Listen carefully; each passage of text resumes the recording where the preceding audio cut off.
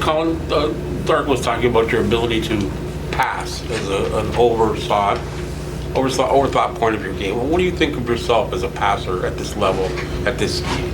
I would say, like, from really high school to now, been a pretty high IQ player. Obviously try to make the best reads as possible, if that's making the right pass to my teammates. And I always have trust in them to make a shot. Like on the transition where I hit Grady, I always going to trust him to make the shot. Regardless if it goes in, I'm going to hit him on the next one as well. So just to have that trust in my teammates and, just try to make the right play every time. So the one, I think, to RJ for a dunk, he was cutting and diagonally through the lane. That's not a play many rookies would see because of the speed that it works at. Can you walk us through that? We practice it. So if you practice it, obviously you're going to be able to execute it in the game. But yeah, we just work on it so much. So just trying to apply what we do off the court and then practice with the guys on the court against the other team, I think is very important.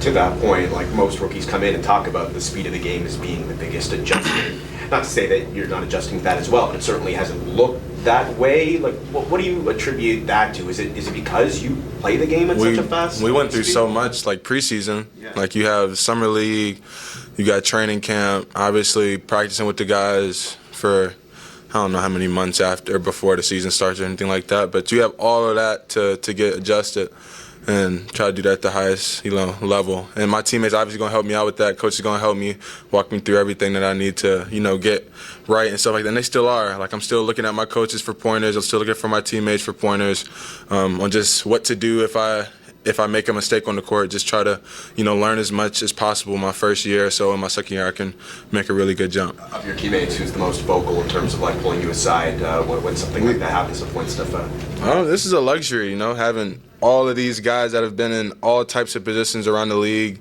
GT, obviously, he's our main, vocal guy on the bench. That's his role, to be a voice for everybody on the team. He's been in the league the longest on our team, so he's seen the most. So using his knowledge, his brain, and being able to pick up what he's trying to tell me. But we have the whole roster has something that they could implement into my game. They're all doing a good job of trying to make me the best person possible for the team. I'm sure you've heard it from coaches and scouts and know yourself, but your hands are a really big part of your game. It seemed like the first few games it was like you were missing it by like an eighth of an inch. How did it feel this game? It seemed like it was the first one where things actually glued. Consistency. Keep doing it over and over. Me, Darko, Evo had a good talk yesterday of just being consistent with how I play. I'm not really taking anything off. I know the reason why I'm here, to play defense and to do the little things. So just trying to do that to the best of my ability. Never shy away from who I am and who I was, and try to be the best version of myself. So. Has he talked to you about the speed paradox? He brought it up. The speed paradox. Yeah. Okay. Obviously, that's fine. Maybe in a different word, but I don't know about that. Yeah.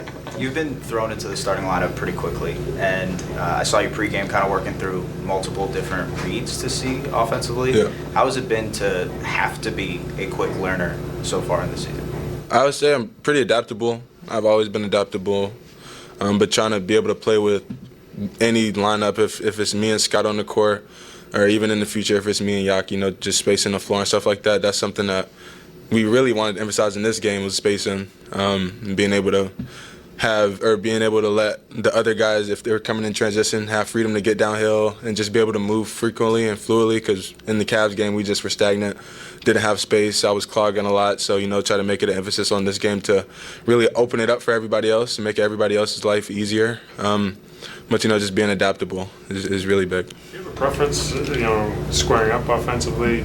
No. Facing up to the basket, or you've got the ball quite a few times in the short roll, made some plays out of that. Which is more comfortable for you? Whatever coach tells me to do. I gotta work for the team. I gotta do my job, and if that's me making reads out of short roll or me facing up, making reads out of that, then that's what I gotta do. So.